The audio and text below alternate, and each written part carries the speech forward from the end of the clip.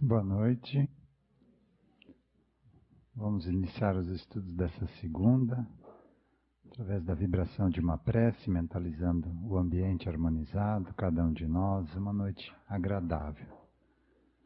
Pai nosso, que estais no céu, santificado seja o vosso nome. Venha a nós o vosso reino. Seja feita a vossa vontade, assim na terra como no céu. O pão nosso de cada dia nos dai hoje. Perdoai as nossas ofensas, assim como nós perdoamos a quem nos tem ofendido. E não nos deixeis cair em tentações, mas livrai-nos do mal. Que assim seja.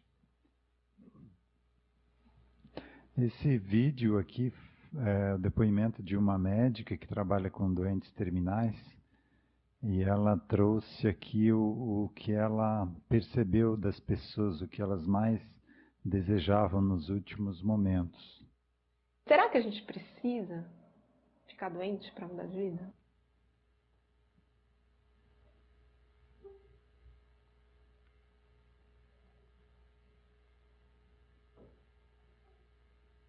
Um deles é não ter feito a minha história de vida com base nas minhas escolhas. Eu escolhi as coisas para agradar os outros. Só que agora não são os outros que morrem, sou eu. E aí eu perdi tempo fazendo o que eles queriam. Aí o outro arrependimento é não ter demonstrado afeto. Então eu escondi meus sentimentos. Eu não fui amorosa quando eu quis ser, porque fiquei com vergonha, porque achei que a outra pessoa ia ficar convencida, ou porque ela ia entender mal, ou porque isso ia me fragilizar, ou eu não disse que não estava feliz. Então não é só demonstrar afeto, alegria e amor, pode ser um limite, né? Demonstrar raiva, falar, ó, raiva serve para você pôr limite, e aí você não coloca, você sofre, você se corrói. O outro arrependimento é eu gostaria de ter ficado mais com meus amigos. Porque, bem ou mal, família disfuncional todo mundo tem. E aí as suas escolhas de amizade, elas são mais compatíveis com a tua história, com o teu sentimento. E aí você não valoriza isso, não vive isso, no final fica difícil você dar conta de ver seus amigos te vendo com pena. O outro arrependimento era não ter trabalhado tanto. Porque a gente tem a ilusão de que você desliga a vida enquanto você trabalha. Então você só volta a viver depois das 6 da tarde, no fim de semana no happy hour, depois nas férias e na aposentadoria. Só que não, a vida não desliga. Você está o tempo inteiro vivendo. Ah, eu quero minha vida de volta. Saiba, sua vida nunca foi embora. É essa que você tem agora. E o último arrependimento é eu gostaria de ter me feito mais feliz. Penso que é o resumo de todos os outros, né?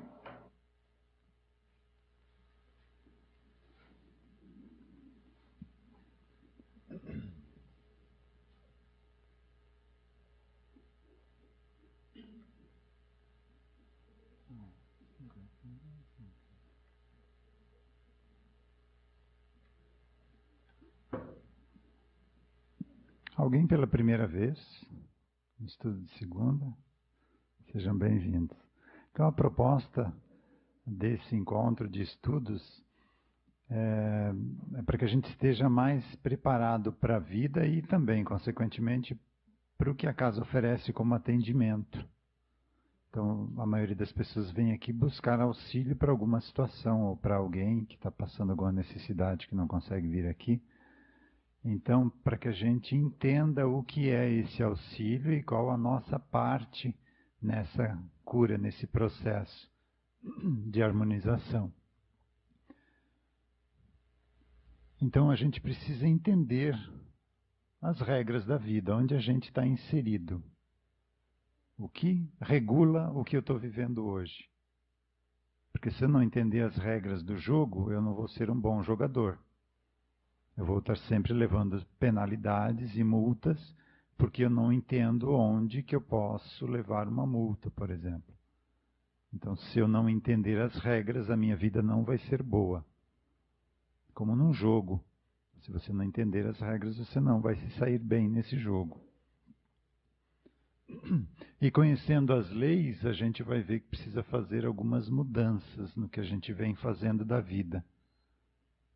Porque algumas coisas estão indo contra essas leis e estão nos trazendo sofrimento, ou estamos plantando sofrimento lá na frente.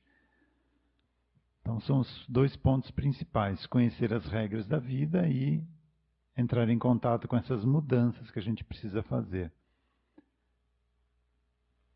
Algumas mudanças vão ser simples, como um hábito, por exemplo. Você tem um hábito de tal coisa, se eu tenho conhecimento que esse hábito é prejudicial, eu paro de tê-lo.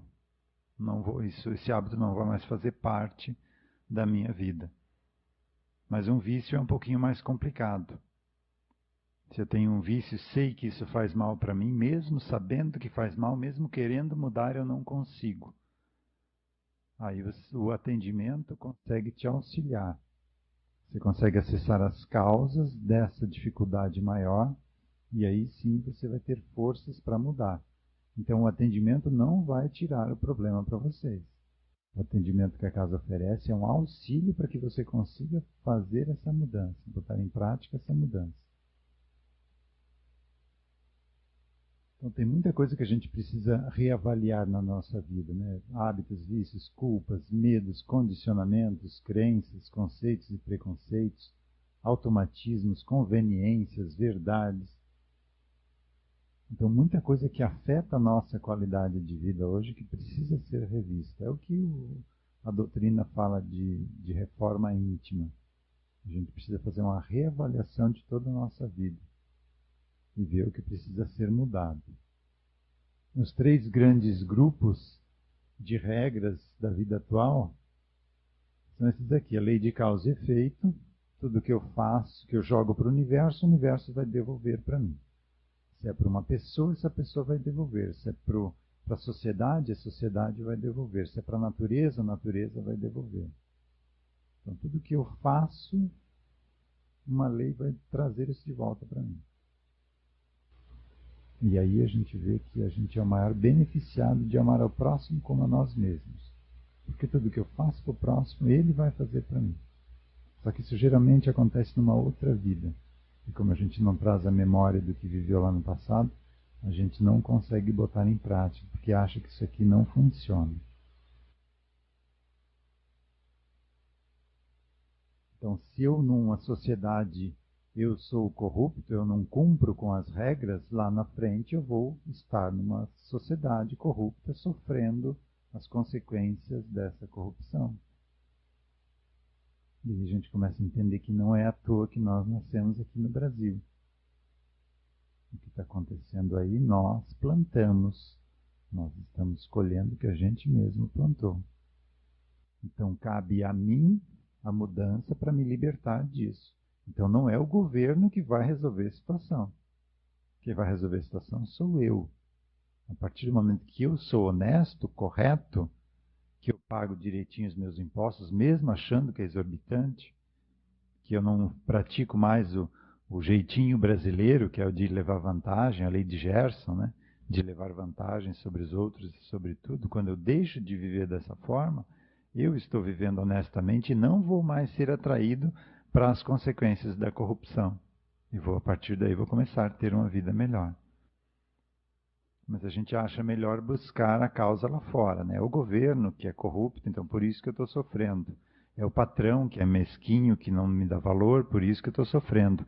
É o marido também que não me compreende, por isso que eu estou sofrendo. É o filho que não é grato, né? Não corresponde a tudo que eu dediquei para ele, então por isso que eu estou sofrendo. A gente sempre busca a causa fora, e a causa está dentro de nós. Quando eu mudar o meu interior, aí sim eu não vou mais atrair nessas situações. Eu não vou mais nascer num país que está sofrendo as consequências da corrupção, eu não vou mais estar num emprego com um patrão que não trata bem seus funcionários, eu não vou mais casar com essa pessoa que não respeita, que não compreende, os meus filhos não vão ser mais aqueles ingratos. A mudança é minha, não é do outro.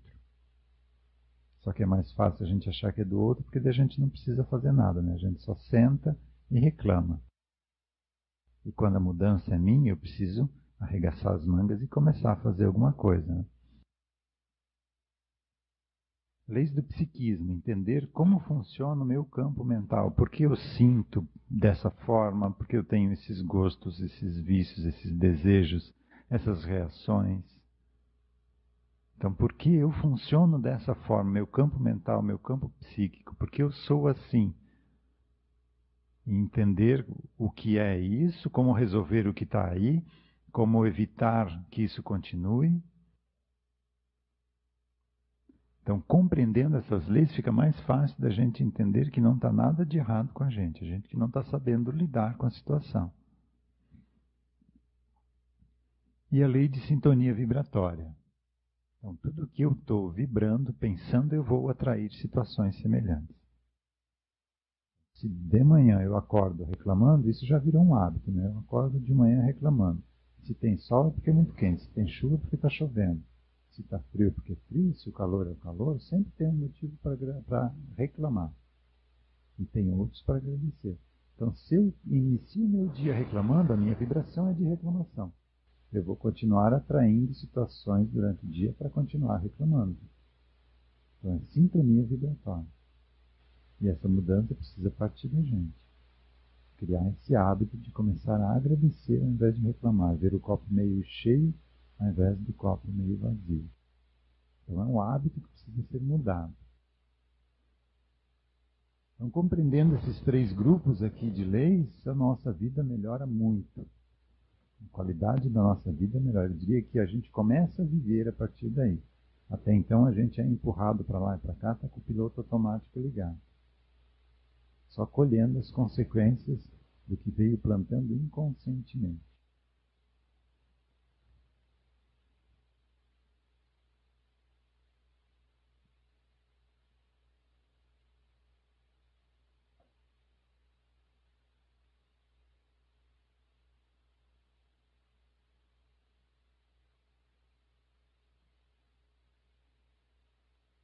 Falando de governo corrupto, eu achei esse texto aqui do Raul Teixeira, que conta o caso da reencarnação de um político.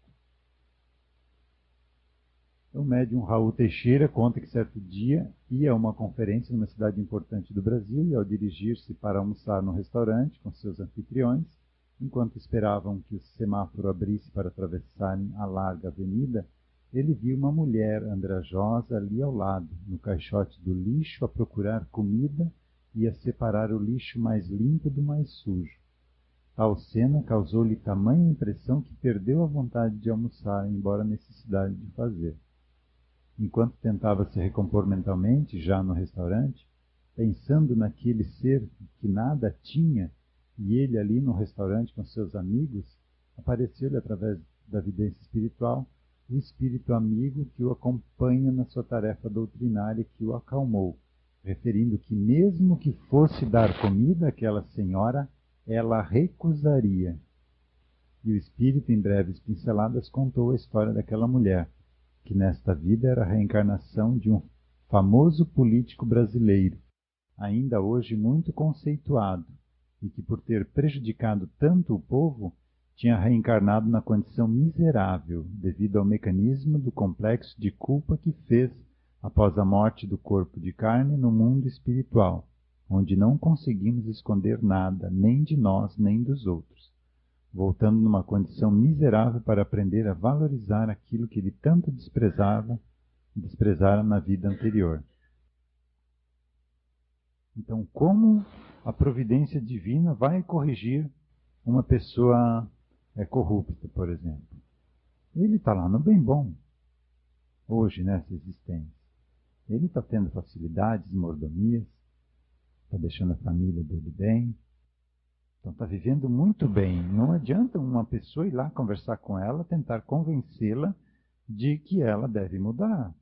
Porque ela está vivendo super bem. Por que ela vai mudar? Então, esse é o mecanismo da lei de causa e efeito. Na vida seguinte, as posições se invertem. Ele vai viver na posição daqueles que ele deveria ajudar e prejudicou. Então, assim que a gente muda, aí não precisa ninguém convencê-lo. Na próxima vida que ele vier político ou em condições de governo ou de auxiliar as pessoas, ele vai ser um pouco melhor já. Não vai mais ser tão ganancioso, tão avaro. As dificuldades financeiras do próximo, curiosamente, o nome desse famoso político estava fixado neste local, dando o nome à avenida. E essa mulher, por um mecanismo de fixação inconsciente, não largava aquele local onde outrora lhe prestaram grandes homenagens. Não era um castigo divino, mas sim uma decorrência da lei de causa e efeito, onde cada um colhe de acordo com seus atos, pensamentos e sentimentos. Então, essa lei de causa e efeito, ela mesma regula a nossa evolução. Ninguém vai vir mudar a gente. Nós mesmos, por esses opostos, por a gente viver aquilo que a gente fez aos outros, a gente mesmo vai querendo se melhorar. E tem mais um texto do Chico Xavier também. A semeadura é livre, mas a colheita é obrigatória. Nesse texto do Chico, que devemos orar pelos políticos, pelos administradores da vida pública. A tentação do poder é muito grande. Eu não gostaria de estar no lugar de nenhum deles. A omissão de quem pode não auxiliar o povo é comparável a um crime que se pratica contra a comunidade inteira. Tenho visto muitos espíritos dos que foram homens públicos na Terra em lastimável situação na vida espiritual. Então, quando a gente começa a entender melhor esse mecanismo da vida, a gente começa a ter compaixão do político, não tem mais raiva dele. Você sabe que é uma pessoa que está plantando um sofrimento para ele lá na frente, não vai ser nada agradável passar por isso, e que ele vai se melhorar. Esse mecanismo faz com que a gente se melhore. A nossa teimosia determina se isso vai ser mais rápido ou mais lento. Mas a gente melhora, a mudança ocorre. Isso, como eu falei, a teimosia determina se vai ser mais rápido ou mais lento. Então, se eu não conseguir aprender nessa escola, essa lei de causa e efeito vai me mandar para uma escola um pouquinho mais complicada. E sempre vai ter uma escola nesse universo que vai quebrar o meu orgulho, a minha rebeldia, a minha má vontade, o meu egoísmo. Num caso que eu atendi da família, a pessoa tinha o problema que ela trazia era de preguiça, de não colaborar com a comunidade. Né? Então ele foi parar num plano onde não existia vegetação, onde a única fonte de alimento era uma espécie de minhoca ou coró que vivia na terra a mais ou menos 2, 3 metros de profundidade. Então uma pessoa sozinha não conseguia pegar alimento.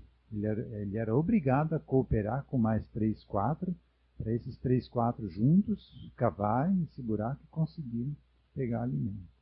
Então sempre vai ter uma escola que vai conseguir fazer a gente aprender. E a nossa rebeldia, teimosia, determina se isso vai ser sofrido e demorado ou não. Né?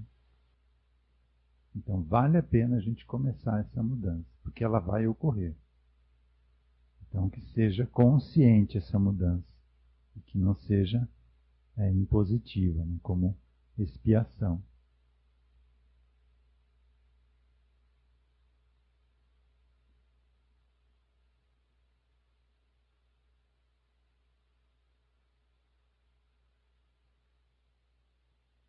E isso a gente traz para todo nossa caminhada aqui na Terra, né? Não só os políticos. Todas as pessoas passam por esse mecanismo. Então você presencia ou tem conhecimento de um assassinato, você tem compaixão das duas partes. Você se desliga dessa vibração de vingança. Você querer mal, o outro tem que pagar porque fez isso. Já existe uma lei que vai regular isso. Você começa a ter pena dessas pessoas. Aí a gente entende por que Jesus, no alto da cruz, depois de tudo que ele passou, toda a paixão, o sofrimento que ele passou, ele ainda fazia uma prece, né? Senhor, perdoa-os porque eles não sabem o que fazem. Ele compreendia, ele não estava com raiva de ninguém ali. Ele compreendia que a gente era assim, que a gente ia sofrer por conta dessa não compreensão das regras da vida. E ele veio nos trazer essas regras. Então ele sabia onde estava. Sabia que ia sofrer ali. mas veio com essa missão de trazer essa luz para que 2000 anos depois a gente começasse a entender o que ele veio falar para a gente.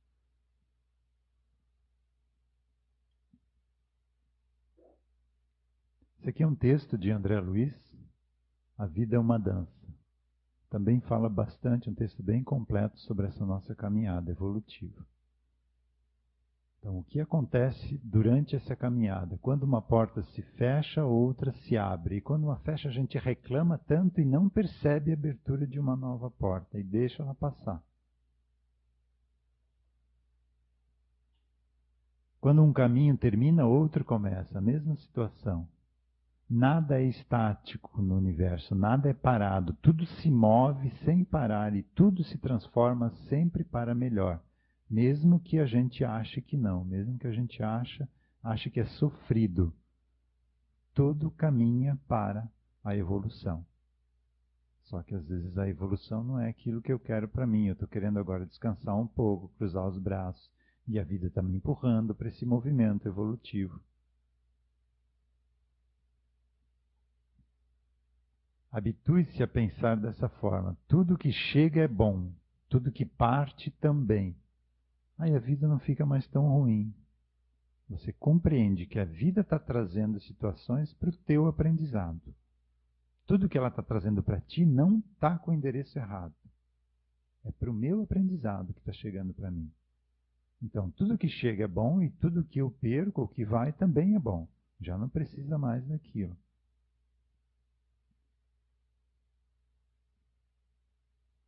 É a dança da vida, dança da forma como ela se apresentar, sem apego ou resistência. Então, entendendo que a vida é um aprendizado, não é uma competição. Não é para ver quem chega no final dela com uma conta maior no banco, com maiores propriedades ou aquisições. Não. A vida é um aprendizado. É quem chega no final dela e soube aprender o que a vida trouxe para a gente. Não se apavore com as doenças. Elas são despertadores e têm a missão de nos acordar. Doença é um chamado de atenção. Algo precisa ser observado. Algo precisa de atenção. E a doença nos faz olhar para esse aspecto. Está precisando ser ressignificado ou trabalhado. Então, doença é um pedido de ajuda do nosso corpo. Eu preciso observar. Por que não está aí? Não é só ir lá assim que pedir remédio para, como efeito paliativo, tirar os sintomas da doença. Não. Você precisa ir até a causa dela.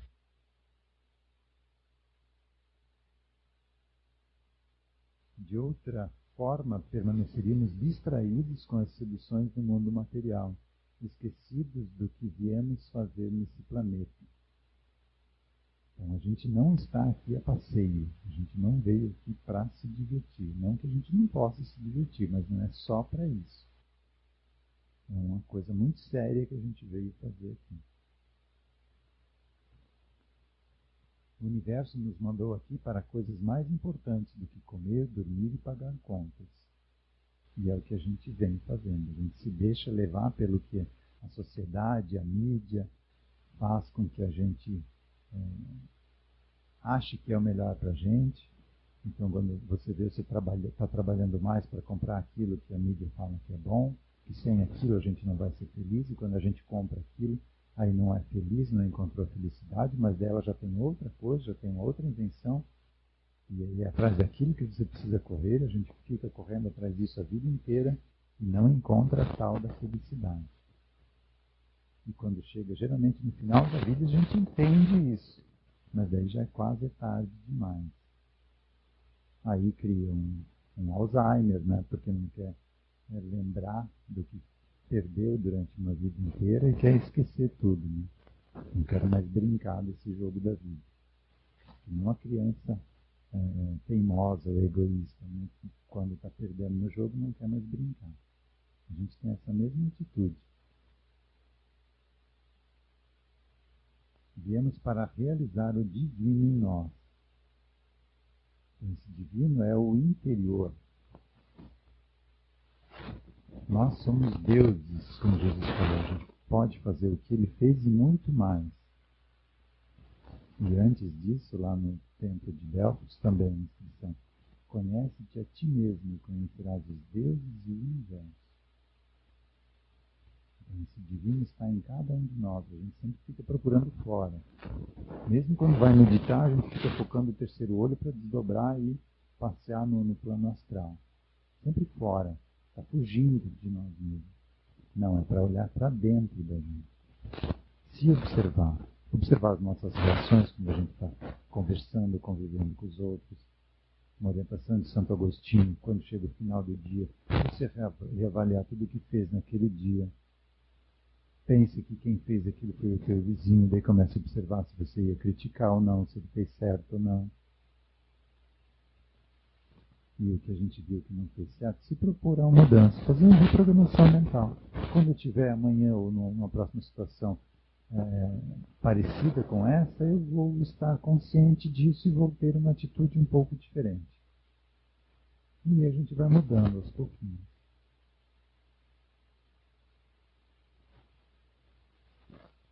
Toda inércia é um desserviço à obra divina. Inércia pode ser tanto ficar parado quanto querer continuar fazendo algo. A inércia é o corpo tender a continuar fazendo a mesma coisa. Então, se um corpo está parado, ele tem a tendência a ficar parado. Um corpo em movimento, a inércia faz com que ele continue em movimento. Então, se eu tenho um hábito ou um vício, isso é um movimento, algo que eu estou fazendo. Então, eu preciso de uma força enorme para frear esse movimento, essa inércia. Para que ela pare, para que esse vício pare, esse hábito pare. Então, não é fácil. Uma mudança não é fácil. Mas agora que a gente sabe que nós somos os maiores beneficiados de todo esse esforço, fica mais fácil. A mesma coisa quando você está parado. Quando você precisa mudar algo, fazer algo, você não consegue. Você fica ali sentado, esperando que o mundo mude e você não mexe na palha. Fica esperando que fora mude. E sempre que a gente cruza os braços, como o mecanismo da evolução, essa regra da vida de evolução, a vida vai fazer com que a gente descruze os braços, vai dar um calçapé na gente, vai fazer algo para a gente desequilibrar e ter que abrir os braços para se segurar. Vocês podem ver aposentados que não têm um plano de uma atividade, de algo construtivo, que estão se aposentando apenas por não fazer mais nada, não duram muito tempo. Aqui não tem as pracinhas de dominó, né, que os aposentados estão jogando dominó, né? Mas em outras cidades eu observei esse pessoal que fica ali sem fazer nada o dia inteiro, só jogando tempo fora, logo se vão, porque não tem mais o que fazer aqui, não estão aproveitando a oportunidade.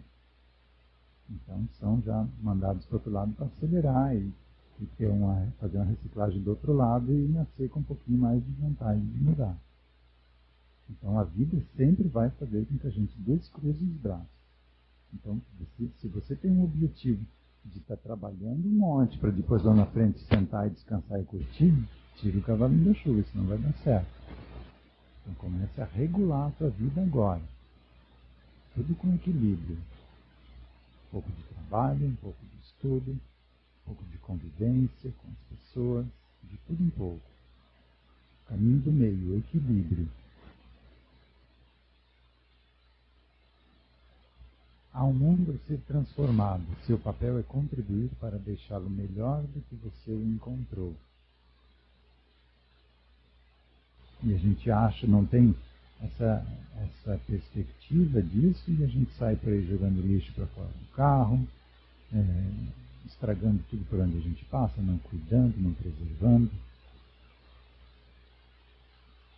Então, esse entendimento de que a vida é uma só, de que a gente foi feito no nascimento do corpo e que no final da morte tudo se acaba, faz com que a gente tenha essa atitude perante a vida.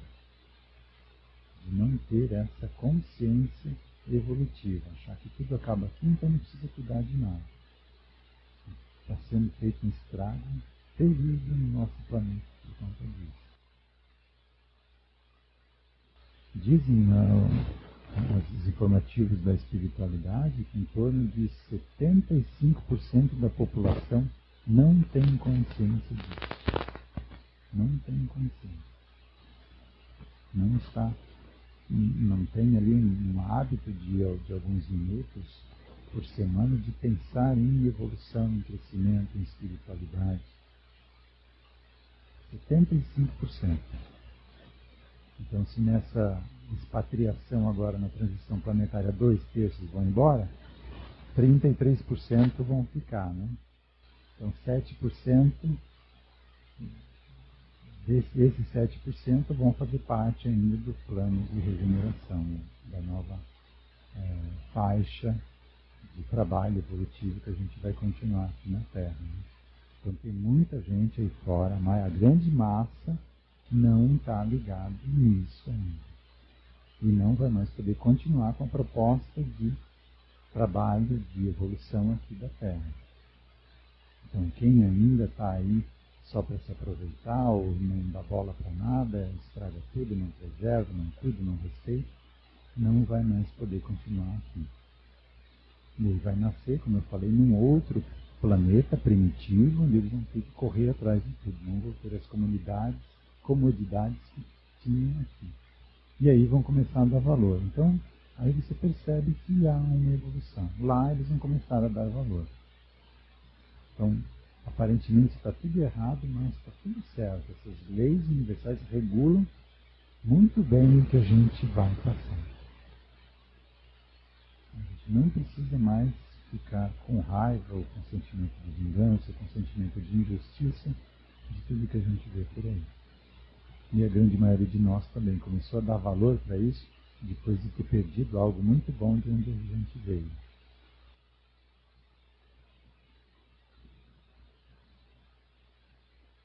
Recursos para isso você tem, só falta a vontade de servir a Deus servindo aos homens.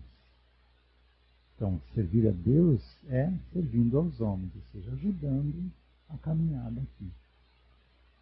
A grande lição que a gente veio ter aqui na Terra é essa cooperação, o respeito ao outro. O respeito ao outro, mesmo que o outro seja diferente, pense diferente.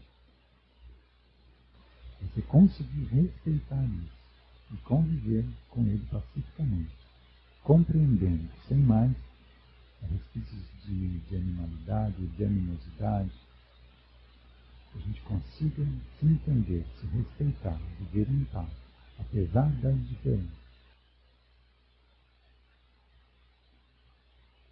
Não diga que as pessoas são difíceis e que convivência entre seres humanos é impossível. É impossível porque nós viemos trabalhar isso. Então, para nós é muito difícil essa convivência, porque a gente veio aqui por sermos muito egoístas. Então, a gente quer que seja do nosso jeito. Tem uma figurinha, quando eu estava passando as mensagens no início ali do bebê-sauro lá, né? Eu tenho uma doença chamada, se não for do meu jeito, deixa para lá, né? Então, conseguir compreender isso, deixar essa forma de viver para trás, de que tem que ser do nosso jeito. O nosso jeito é certo, mas o do outro também. Mesmo que eu sei que é errado para ele, mas para ele ainda não é certo. Esses mecanismos da vida vão fazer com que ele entenda isso, mas ele só vai entender passando por isso. Eu não posso tirar esse aprendizado dele. Todo mundo aprende pelos erros, então o erro não é ruim. Ser diferente não é ruim, só é diferente. É o aprendizado dele nesse momento. Assim como eu estou fazendo tantas coisas erradas que não tenho consciência ainda. E que outras pessoas mais conscientes veem em mim essa imperfeição. Mas não julgam, porque já passaram por isso e sabem que um dia vou me conscientizar disso e vou mudar. E a gente não faz essa reflexão. Agora a gente julga esse povo que viveu e que escravizava os negros. Que coisa desumana que esse pessoal fez lá. Então até a igreja apoiava isso, dizendo que o negro não tinha alma. Assim como antes, a mulher tinha que ser submissa ao homem porque não tinha alma também. A mulher não podia fazer parte da religião, da cúpula da religião ou do sacerdócio, né? Então tudo isso foi mudando. Agora a gente vê que não tem nada de errado com isso. Que o negro tem, só deixa eu terminar esse raciocínio, que o negro tem, que o negro é igual a gente. Ele só está vivendo essa experiência, um ser humano igual a cada um de nós. Está vivendo essa experiência. A mulher também. Na vida seguinte ela vai vir como homem. E o homem de hoje é a mulher da vida anterior, que também sofreu e agora vem no respeito, porque foi prejudicado, foi desrespeitado quando mulher. Então não tem nada de errado em ser diferente. Ninguém é menor que ninguém, ninguém é melhor que ninguém. São experiências diferentes. E hoje em dia a gente faz isso com os animais. Aí dizem que o animal não tem alma, que ele está aí para seguir a gente. Então, só por um gosto alimentar, nós patrocinamos milhões de animais sendo mortos diariamente. Daqui 100, 200 anos, aquele povo lá de frente vai olhar para nós e vai ter o mesmo julgamento que nós temos hoje da escravidão. O povo atrasado que fazia isso com os animais. E a gente não para pensar nisso. Tanto é que quando a gente vivia na escravidão, aquilo era normal para a gente. E tem um texto no Evangelho, segundo o Espiritismo, que fala o seguinte, que nós cometemos verdadeiros crimes aos olhos de Deus que para nós não passam sequer de leves faltas. Então tem muita coisa que a gente precisa começar a observar e reavaliar o que a gente está se permitindo fazer aqui nesse planeta.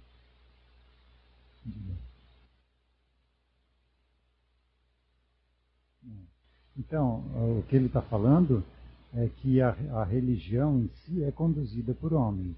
Mas no início das religiões, os profetas, ou as pessoas que foram encarregadas de trazer essa mensagem, ali tem o foco único, a origem única, que é aquela ideia de ame ao próximo como a ti mesmo.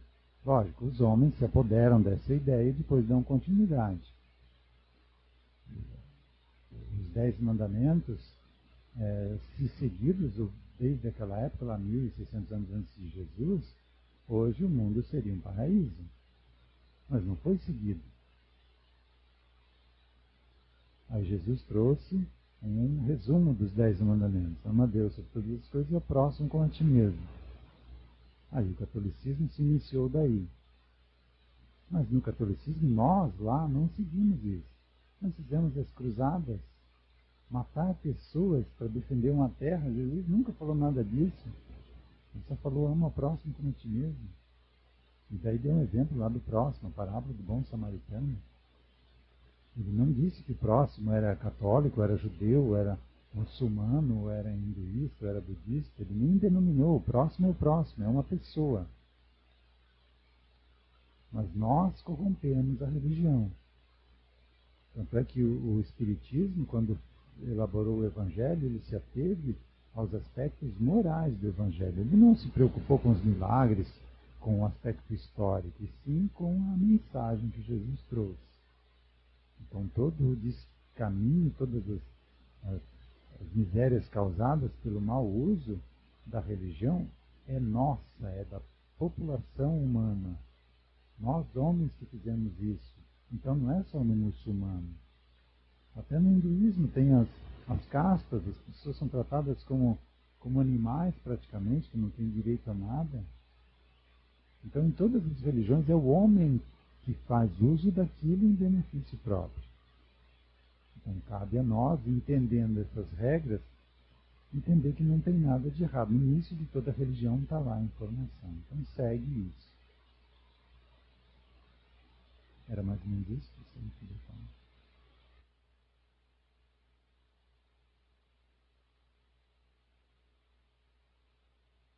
Sim. Mas aí outra premissa que o Kardec traz, né? Tudo que você lê passa pelo crivo da lógica e da razão. E vê se isso faz sentido. Faz sentido com o que você está estudando? Sim. Eu trago aqui coisa de todas as religiões. Mas antes eu leio, analiso. Isso aqui está de acordo com essas leis universais, então eu trago, até para reforçar que não é o Espiritismo que só que traz essas informações, isso está em todos os lugares.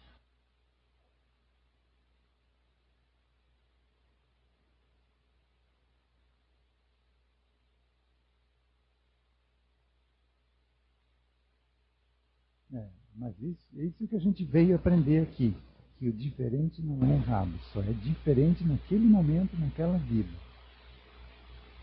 Então aquela pessoa que eu estou maltratando hoje, provavelmente era o meu patrão que me fez passar uma vida de semi-escravidão, pagando pouco, só dando um alojamento e comida para que eu não tivesse recursos para sair dali se quisesse.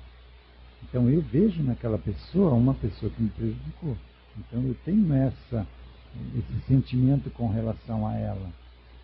E se eu não conheço esse mecanismo, eu dou vazão a isso e prejudico ela se eu puder. Mas entendendo esse mecanismo, mesmo aquelas pessoas que eu não consigo gostar ou compreender, eu sei que tem alguma história por causa disso. Tem alguma causa nisso ali. Então eu vou começar a tratar essa causa. Por que eu me sinto assim em relação àquela pessoa? E vou tratar isso em mim, não nela. Até que eu consiga respeitar a todos indistintamente. E essa é a grande proposta, como eu falei antes, da nossa vida aqui na Terra. Aprender a respeitar a todos indistintamente. Quando a gente cumprir esse aprendizado, a gente está liberado daqui. Como falam os orientais, de se iluminar, de poder se libertar de necessidades de aprendizados aqui na carne. Só que é difícil você botar isso em prática. Compreender, logicamente, filosoficamente, é fácil. Agora, botar em prática é diferente. Aí a gente fica falando que tem que fazer o bem, que isso, que aquilo, mas quando aparece alguém para a gente poder ajudar isso, mexe um pouquinho no bolso da gente, a gente já deixa meio de lado, né? Nós estamos muito apegados ainda ao egoísmo, ao materialismo. A gente está começando a se libertar disso. É muito forte esse atavismo, ou seja, o que a gente viveu durante todos esses milênios. Isso fica muito forte no nosso psiquismo hoje. E cabe a gente desconstruir essa forma de viver e de ver a vida. Então toda a energia que foi utilizada para construir essa forma de viver tem que ser usada uma energia oposta para desconstruir esse hábito, essa forma de viver a vida. Por isso que não é fácil, mas a gente sabe que vale a pena. Que vale a pena a gente se esforçar para essa mudança.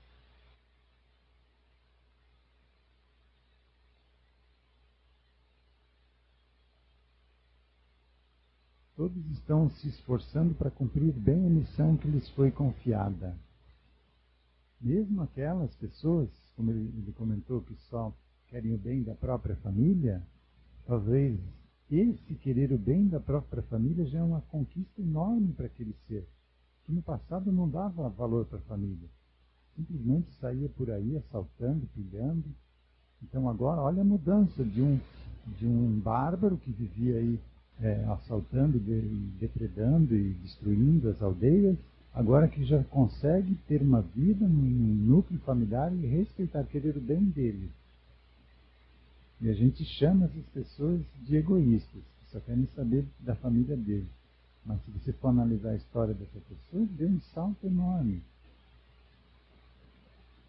Uma outra pessoa que mesmo sendo um pai ruim, que bate no filho, que não trata bem, e você apontar o dedo e julgar ela, talvez na vida anterior era um assassino que não respeitava a vida de ninguém, e agora está com aquele que prejudicou ele ali como filho, está conseguindo, mesmo que ainda não de forma desejável, mas está conseguindo uma mudança muito grande para ele.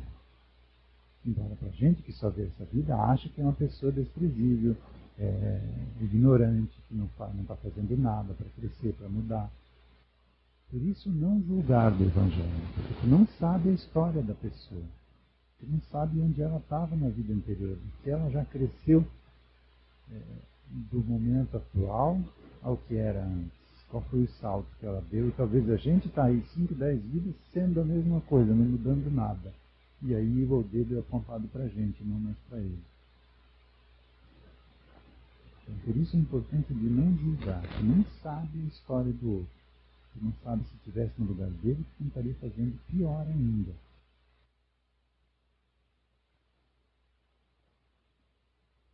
Então todos estão se esforçando.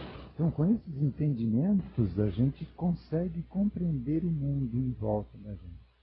Não se irritar mais com nada, não se perturbar, compreender que o outro é diferente, não colocar mais expectativas no outro. Você saber que o outro é imperfeito, que ele está aqui para aprender também. Então quando ele comete um deslize você não fica mais irritado com a pessoa ou revoltado com a pessoa. Você compreende um ser imperfeito que está em aprendizado. E procure aprender com o erro dele, porque você não precisa passar por aquele erro também.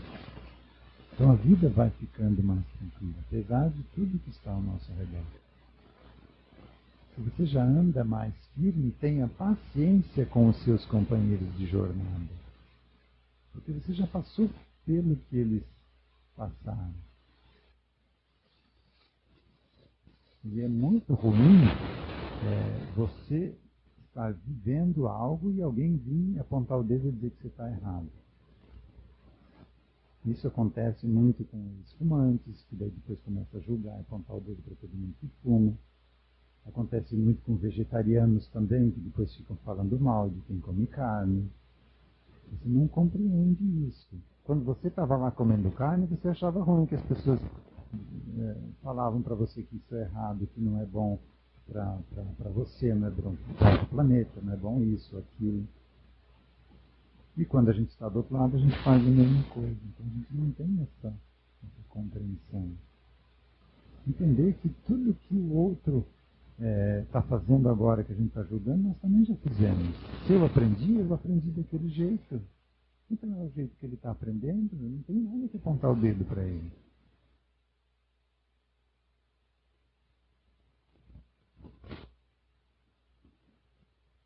Embora os caminhos sejam diferentes, e todos são diferentes, estamos todos seguindo na mesma direção, em busca da mesma luz. Só que como a gente está em pontos diferentes, a gente critica aqueles que não estão do mesmo ponto que a gente, com o mesmo pensamento, com a mesma ideologia. E há essa grande separação no próprio Brasil, né, entre dois grandes grupos opostos na política. E os dois acham que estão certos. Então nenhum está agindo por maldade, nem o outro está agindo, às vezes até mudando um pouco verdades para apoiar aquilo que ele acha certo, mas ele faz aquilo porque acha certo, ele tem os motivos dele. Então a gente não pode dizer que esse é o certo e que é errado. É a forma como ele está vendo a situação. Daqui um pouco ele pode ter outras percepções e mudar a forma de ver, mas daí ele vai começar a criticar o grupo que ele era, que estava antes. Então não há muita lógica, a gente só está mudando de lado. Mas continua com o velho hábito de julgar, de apontar o dedo, de ver que o outro está errado. E sempre que a impaciência ameaçar sua boa vontade, com o caminhar de um semelhante, faça o exercício da compaixão. Então, quando você perceber alguém fazendo algo errado, exercitar a compaixão, compreender. Não tem nada de errado com aquilo. É o aprendizado dele. E você começa a ter compaixão por ele, porque você já sabe que ele vai sofrer. Como Jesus teve da gente lá no alto da cruz. Ele sabia que a gente ia passar. Sabia o estágio que a gente estava. Então, ele teve compaixão de nós. Não julgou ninguém.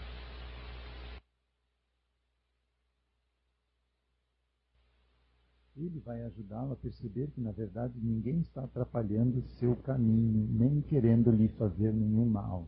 Está apenas tentando ser feliz assim como você. Então, aquela pessoa que vive debaixo do mesmo teto, que você não está fazendo isso para te prejudicar. Ela faz isso porque ela acha que isso é o certo. Então, não é errado o que ela está fazendo. Ela acha que assim vai funcionar. Lá na frente ela vai ver que não funciona, se você está certo, realmente. Né? Mas essa pessoa vai aprender fazendo isso, com a colheita daquilo que está fazendo. Então nós aprendemos pelo erro e a gente tem aversão a erro. A gente quer tudo perfeitinho. Somos perfeccionistas. E o erro é bom, desde que a gente não reincida nele. Então o erro é bom, desde que a gente olhe para ele e aprenda como a gente chegou nele e procure evitar repeti-lo novamente. Eu sempre falo que na engenharia os grandes avanços se dão nos grandes erros, nas grandes catástrofes. Em quedas de edifícios, de pontes, de viadutos, a engenharia vai lá analisar o que aconteceu e vai mudar a forma de proceder. Na engenharia aeronáutica também, em desastre de avião, é feita uma análise enorme de tudo o que aconteceu. E vão mudar as regras, as normas, para evitar que aquele tipo de acidente aconteça de novo. E nós não fazemos isso com a nossa vida. A gente fica repetindo os erros, fazendo as mesmas coisas e esperando resultados diferentes. Nós somos muito infantis espiritualmente.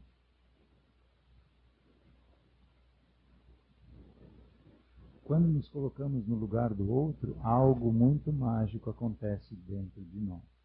O coração se abre, a generosidade se instala dentro dele e nasce a partir daí uma enorme compreensão acerca do propósito maior da existência, que é a prática do amor. Mas isso quando você conseguir ter essa compreensão, se colocar no lugar do outro, entender que o outro não está errado, ele só está agindo diferente. E se eu sei que esse agir diferente vai trazer sofrimento para ele, eu vou ter mais compaixão ainda. Porque você está antevendo o que ele vai precisar caminhar ainda. O que ele vai colher de sofrimento para aprender isso. Quando olhamos uma pessoa com os olhos do coração, percebemos o parentesco de nossas almas. É a empatia. Somos uma só energia, juntos formamos um imenso tecido de luz. Não existem as distâncias físicas. A física quântica já provou que é tudo uma ilusão.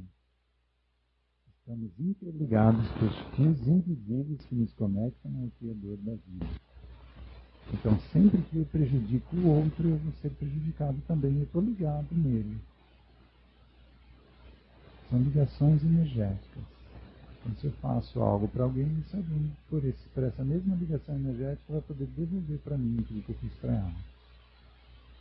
Isso só vai acabar de ser vicioso quando a gente se conscientizar disso e querer parar com isso. Conseguir compreender que a gente começa a querer ser mais feliz do que ter mais razão. É melhor ser feliz do que ter razão.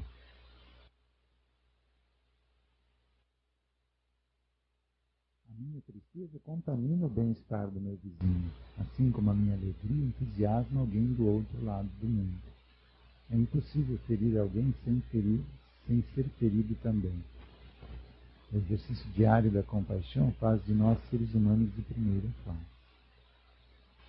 Então são aspectos que a gente pode começar a observar na nossa vida que vai facilitar a nossa vida ser melhor, a começar a melhorar. Então a minha vida vai ser melhor mesmo que o mundo inteiro não mude uma palha. Se eu mudar, se eu olhar para o mundo de forma diferente, a minha vida vai ser melhor. Mesmo eu vivendo no mesmo lugar, na mesma família, no mesmo trabalho, a minha vida vai ser melhor. Eu vou estar vivendo numa vibração diferente, compreendendo o que eu estou experienciando ali. E essa mudança de vibração faz com que eu comece a me desligar daquela situação. Eu não vou mais atrair situações semelhantes. Então, nós somos os mais beneficiados dessa mudança. A gente reluta tanto em mudar. A gente sabe que o perdão liberta a gente do outro. A gente não quer perdoar.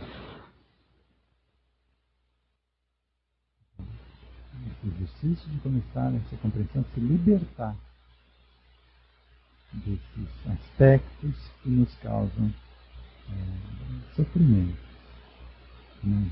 Que fazem com que a gente não tenha uma vida plena. Eu me empolguei um pouquinho demais também. vamos encerrar a reunião desta noite com passo coletivo. Quem estiver aí a partir já da terceira presença e precisar de atendimento, pode aguardar no auditório, que serão agendados os atendimentos da semana. Lembrando que amanhã é o atendimento à distância coletivo. Então, se alguém tem alguma pessoa que não pode vir aqui, que está precisando de auxílio, ou até mesmo para vocês mesmos, algum aspecto que vocês estão precisando de auxílio, pode anotar o nome numa fichinha lá na secretaria e deixar lá na caixinha de atendimento à distância.